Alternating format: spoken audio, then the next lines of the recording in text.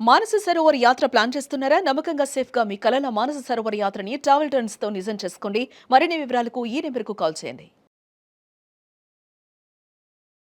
నమస్తే రమ్మగారు. నమస్తే జయ. రమ్మగారు, ఏదన్నా ఒక 4-5 ఎపిసోడ్లు వచ్చేలాగా ఒక సిరీస్ స్టార్ట్ చేద్దామండి. చేద్దాం జయ. విజయ విక్రముల కథ చెప్దాం. ఆ, విజయుడు విక్రముడు. ఓకే. ఇది నాకు పాత పుస్తకాల్లో దొరికింది జయ. చాలా కొంచెం పాతదే బుక్. ఏ సంవత్సరంలో పబ్లిష్ అయిందో కనపడలేదు, కానీ మానెం లింగరాజు గారు మానెం లింగరాజు గారు రాశారు దీన్ని.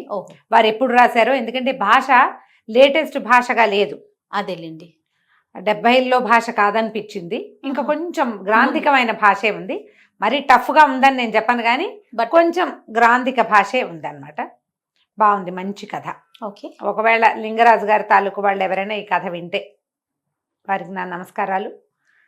వారిని అనుమతి తీసుకునే అవకాశాలు అవి ఏమీ లభించలేదు. పుస్తకం పాతది కాబట్టి నేను ఆ కథని యథాతథంగా అక్కడ ఉన్నట్టుగా కాకుండా భాష వేరేగా ఉంది కదా, సులువైన మార్గంలో అందించేస్తాను. తప్పకుండా రమ్మగారు. ఈ విజయ విక్రముల కథ ఏంటంటే, పూర్వమట మణిపురం అనే రాజ్యానికి న్యాయసింహుడు అని ఒక రాజుగారు ఉండేవారు. ఆయన భార్య పేరు ప్రభావతీదేవి. చాలా మంచి రాజు అట ఆయన. న్యాయసింహుడు బాగా పెట్టారు కదా, అదే కదా. ఎంతో అన్యోన్యంగా ఉండేవాళ్ళు. చాలా ధర్మం పట్ల నమ్మకము, న్యాయం పట్ల విధేయత, ఇలాంటి మంచి భావాలతోటి ఉండేవాడు. ఎంత బాగానో రాజ్యం చేసేవారు. రాజుగారు అంటే పంచప్రాణాలుగా ఉండేవాళ్ళట ప్రజలు. ఎప్పటికప్పుడు కాలం తప్పకుండా దేవాలయాల్లో పూజా విధానం నిర్వర్తించేవాళ్ళు. ఏ కాలంలో చేయవలసిన వ్యవసాయ పనులు ఆ కాలంలో చేయించి ప్రజలు సుభిక్షంగా ఉండేలాగా. దేశం సుభిక్షంగా ఎప్పుడు ఉంటుంది? సరైన సమయాల్లో, ఎండాకాలం నీటి ఎద్దడి లేకుండా చలికాలంలోనే బావులు పూడికలు తీయించడం, అవన్నీ ప్రత్యేకమైన పనులు కదా. ఈ మొక్కలు నాటించడము, రైతులకు అవసరమైన సహాయం చేయటం, వ్యాపారస్తులకు సపోర్ట్ చేయటం, ఏదైనా ఇబ్బందులు వస్తే పన్నులు తగ్గించుకోవటం, ఇట్లాంటివి చేసి చాలా సుభిక్షంగా ఉంచేవాడు రాజ్యాన్ని. ఎంత బాగానో ఉండేవాళ్ళు. చాలా కాలానికి సంతానం కలిగింది. ముందు ఒక కుమారుడు కలిగాడు. ముందు పుట్టిన కుమారుడి పేరు విజయుడు అని పెట్టారు, విజయసింహుడు. తర్వాత కొంతకాలానికి వెంటనే ఎక్కువ గ్యాప్ లేకుండా ఇంకొక కుమారుడు కలిగాడు. వీడి పేరు విక్రముడు, విక్రమసింహుడు. విజయుడు విక్రముడు పిల్లలు చక్కగా ఉన్నారు. చందమామలల్లే ఉండేవాళ్ళు, చెప్పిన మాట వినేవాళ్ళు, ఎంత సంతోషంగా ఉండేవాళ్ళు. చదువుల్లో ప్రవేశపెట్టబడ్డారు. 5వ ఏడు రంగానే చదువుల్లో పెడతారు. చక్కగా చదువు సంధ్య అన్నీ నేర్చుకుని బుద్ధిగా ఉండేవాళ్ళు. పిల్లల్లో ఆటకాయితనం, అల్లరి చిల్లరితనం, కొంటెతనం అవి లేవు. హుందాయిన ప్రవర్తనతో చాలా బాగుండేవాళ్ళు. ప్రజలు కూడా మంచి రాజకుమారులు, బాగా మంచి వాళ్ళు కలిగారు. పిల్లలకి ధైర్య సాహసాలు అవి కూడా అభివృద్ధి అయ్యి దాంతోపాటు యుద్ధ విద్యలు అన్నీ నేర్చుకుంటే రాజ్యాన్ని రక్షించగలరు. ఇలా సంతోషంగా ఉండేవాళ్ళు. అయితే ఆ కాలంలోనట ఈ రాజభవనంలోనే బోలెడని చెట్లు ఉండేవి. ఆ చెట్లల్లో ఒక పురాతన వృక్షం మీద గౌరపక్షి అని రాస్తారు.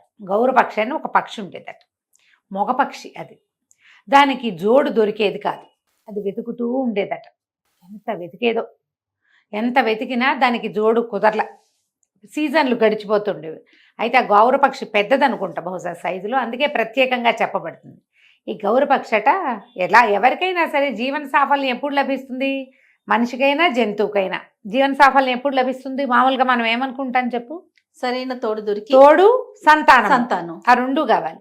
తోడు లేదు, సంతానము లేదు. అందుకని ఈ పక్షట సింహళ దేశం దాకా ఎగిరి వెళ్ళి సింహళంలో ఒక పెద్ద గౌరపక్షితోటి స్నేహం చేసి దాని కూతురుతోటి జతకట్టింది. శ్యామ అనే ఒక పక్షితోటి జతకట్టిందట. కట్టి చాన్నాళ్ళు సింహళంలో ఉండి తన సొంత ఊరికి వెళ్ళిపోవాలని, రాజభవనం అంటే దానికి ఇష్టం, వెళ్ళిపోవాలని కొన్నాళ్ళకి పక్షిని అడిగిందట శ్యామని. మా ఊరు వెళ్ళిపోదాం, వస్తావా నువ్వు అంటే, భర్త ఎక్కడుంటే అక్కడ ఉంటాను అంది. నువ్వు ఏ ప్రాంతం వాడివైతే నేను నిన్ను ఇష్టపడ్డాను, మన ఇద్దరం జతకడదామని అనుకున్నప్పుడు నువ్వు ఎక్కడికి తీసుకెళ్తే అక్కడికి వస్తాను, నన్ను రక్షించే పూచి నీది కదా అని చెప్పి ఇతనితో పాటు ఈ గౌరపక్షితో పాటుగా శ్యామ కూడా మళ్ళీ మణిపురానికి వచ్చేసింది. వెనక్కి తిరిగి వచ్చినాయి. ఆ చెట్టు మీద కాపురం పెట్టుకున్నాయి. కొంతకాలానికి ఆడపక్షి శ్యామ గుడ్లు పెట్టిందట. గుడ్లు పిల్లలయ్యాక, కొంచెం పిల్లలకి ఎగిరే వయసు ఇంకా పూర్తిగా రాకముందే, పిల్లలైన తర్వాత ఈ శ్యామ ఏదో ఒక ఉండేలు బద్ద తగిలి మరణించేసరికల్లా ఆ పిల్లలు ఆడపక్షి లేక మగపక్షి చచ్చి తిరిగి ఎట్లాగో పెంచేది. ఇదంతా ఈ రాజభవనంలో ఉన్న వాళ్ళు చూసేవాళ్ళు. సెకండ్ ఫ్లోర్ థర్డ్ ఫ్లోర్ ఎక్కితే ఆ గూట్లో జరిగేదంతా కనపడేది. రాజుగారు రాణిగారు సైన్య సేవకులు అందరూ అది చూసేవాళ్ళు. కొన్నాళ్ళకి ఇది ఇప్పుడు ఈ గౌరపక్షి తనొక్కతే ఆహారం తీసుకురావడానికి వెళ్తే పిల్లల రక్షణ ఎట్లా, అందుకని అదంతా వెతికి వెతికి వెతికి వెతికి ఆల్రెడీ ఇది కాపురం చేస్తోంది, దీనికి గుడ్లు ఉన్నాయి, ఆడపక్షి ఉంది అని తెలుసుకున్నాక కొన్ని గౌరపక్షులు దీంతో స్నేహం చేసినాయి. ఒక ఆడ గౌరపక్షితోటి జత కట్టి దాన్ని గూట్లోకి తెచ్చిందట. తెచ్చేసరికి ఆడపక్షి రాగానే అదేం చేసింది, ఇవి రెండు జతకట్టి ఓ రోజంతా తిరిగి గూడు చేరినాయి. ఆ గూట్లో కూకబులాడుతూ ఇంకా రెక్కలు రాని పిల్లల్ని బయటికి తోసేసిందట ఆడపక్షి. ఆ చెట్టు మీద నుంచి పక్షి పిల్లలు కింద పడిపోయి పోయినాయి. రాణిగారు ఆ సౌధోపరి భాగం నుంచి దానంతా చూసింది, విపరీతంగా ఏడ్చింది ఆవిడ. ఎంత బాధపడిందో. ఇట్లా రెండో స్త్రీ వస్తే మొదట పుట్టిన పిల్లలు చచ్చిపోవాల్సిందేనా? పక్షులకైనా, పక్షుల్లో కూడా ఇలాంటివి ఉంటాయి. మనుషులు ఇంకా ఎక్కువ చేస్తారు కదా. అది తిట్టి కొట్టి శాపనార్థాలు పెట్టి వాటిని బతికంతా కాల్చు తినకుండా ఒక దెబ్బతో చంపేసింది. మరి మనుషులైతే చెండాడతారు కదా. సరే, ఆవిడ ఆ దుఃఖంతో ఉండి ఉండి ఆ రోజు రాత్రి రాజుగారు అంతఃపురానికి వచ్చినప్పుడు ఆవిడ వాళ్ళంతా శోకాలు పెట్టి, నేను గనక తప్పి తగిలి చనిపోతే పిల్లల్ని మీరే పెంచండి కానీ ఇంకొక వివాహం చేసుకోవద్దు ఓకే అని పదే పదే చెప్పిందట. ఆయన ఎందుకు నువ్వు చనిపోవడం గురించి మాట్లాడతావు, నీ ఆరోగ్యం శుభ్రంగా ఉంది, నీకేం కాదు, నేను అట్లా ఏం చేయను, అలాగే నేనేం పెళ్లి చేసుకోను, అయినా సరే నేను చచ్చిపోయాక నువ్వేం చేస్తావు, నేను చచ్చిపోయాక ఇంకో పెళ్లి చేసుకుంటావా అని అడుగుతారు ఆడాళ్ళకి చాలా మందికి ఉంటుంది. అవునండి, అవును. ఈవిడ ఒక పెద్ద విషయం చూసేసరికి ఇంకా ఎక్కువైపోతుంది.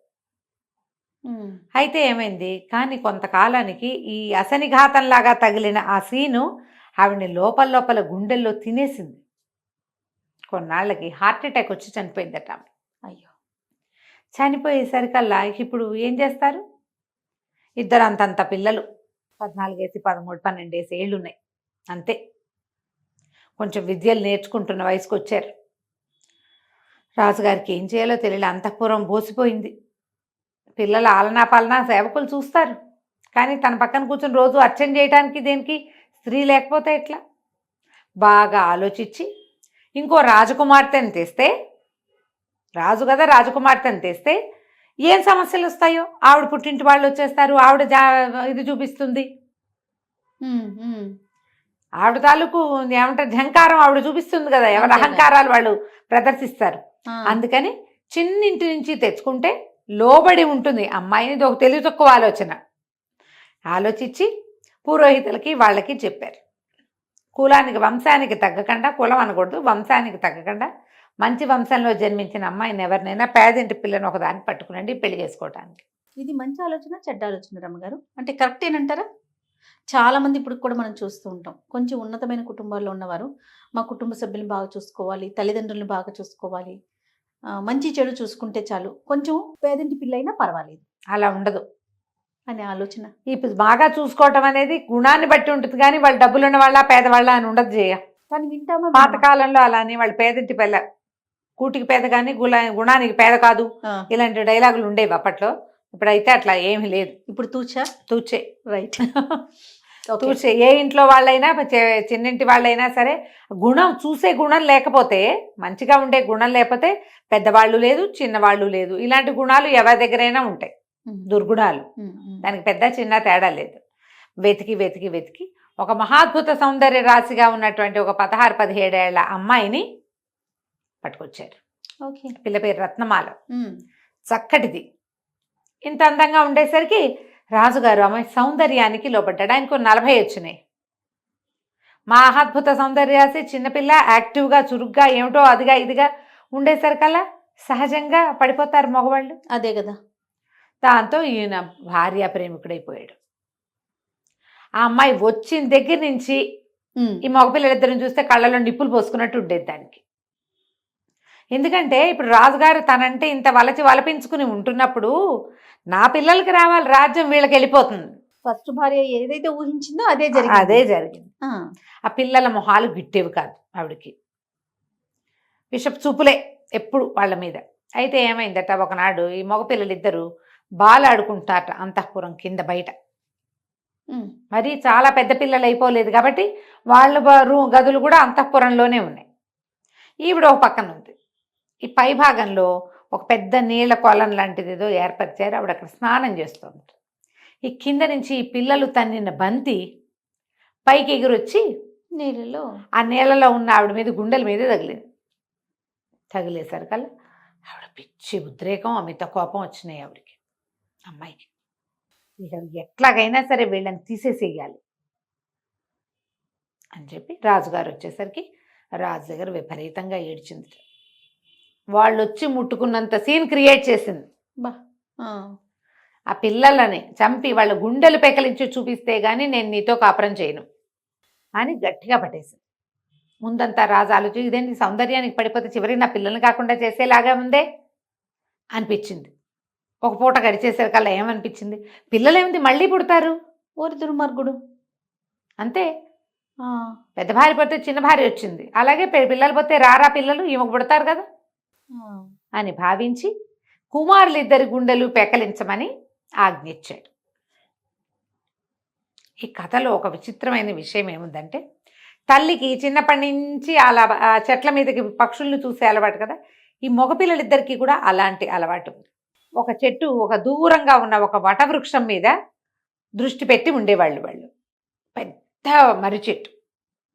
ఆ మర్రి చెట్టు మీదకి 2 వేరువేరు రకాల పక్షులు ప్రతిరోజు వచ్చి వాలేవి, 2 దిక్కుల నుంచి వచ్చేవి. వీళ్ళు చూసేవాళ్ళు. ఆ 2 ఎంతసేపో కిచుకుని మాట్లాడుతూ ఉండేవి.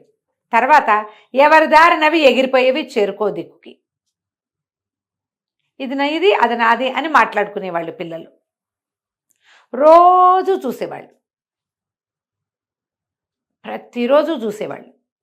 అయితే ఏమైంది, కొన్నాళ్ళకి రెగ్యులర్గా అలవాటింది. వచ్చినాయా పక్షులు, రాలేదా అని చూడడము, వెళ్తున్నాయా అని చూడడము. ఓ రోజు రావడము కనపడలేదు, వెళ్ళటము కనపడలేదు. లోటైపోయింది పిల్లలకి. అదేమిటో చూద్దాము ఎందుకని ఆ మర్రి చెట్టు దగ్గరికి వెళ్ళారు. వెళ్ళేసరికల్లా 2 పక్షులు చచ్చి నేల మీద పడున్నాయి. అయ్యయ్యో ఇవి చచ్చిపోయినాయి, ఎందుకు చచ్చిపోయినాయో అని చెరుకో పక్షిని ఎత్తుకున్నారు. పెద్ద పెద్ద పక్షులు అవి, పాతి పెడదాం అలాంటి ఆలోచన చేశారు. ఇవి ఎందుకు చచ్చిపోయినాయో వాటికి అర్థం కాదు, వాళ్ళిద్దరికీ తెలియలే. అయితే నడిచి ముందుకెళ్తుంటే ఆ మర్రి చెట్టు మీద ఉన్న ఒక ముసలి గుడ్లగూబ వెనకాల నుంచి మాట్లాడింది. ఏం మాట్లాడిందట, ఈ పక్షులు చాలా విచిత్రమైనవి, ఒక వింతైన విషయం చెప్పింది. దాంతో రాకుమారులిద్దరూ ఈ పక్షుల్ని కాల్చి మామూలుగా తింటారు కదా, తిన్నారు. అది ఏ వింత విషయం చెప్పిందో మనం వచ్చే భాగంలో తెలుసుకుందాం. భలే ఉంది రమ్మగారు కథ కదా, చాలా ఇంట్రెస్టింగ్ అనిపిస్తుంది. అన్ని భాగాలు ఇంట్రెస్టింగ్ గానే ఉంటాయి. మంచి స్టోరీ దొరికింది రమ్మగారు. చాలా చాలా బాగుంది. నమస్తే. నమస్తే జయ.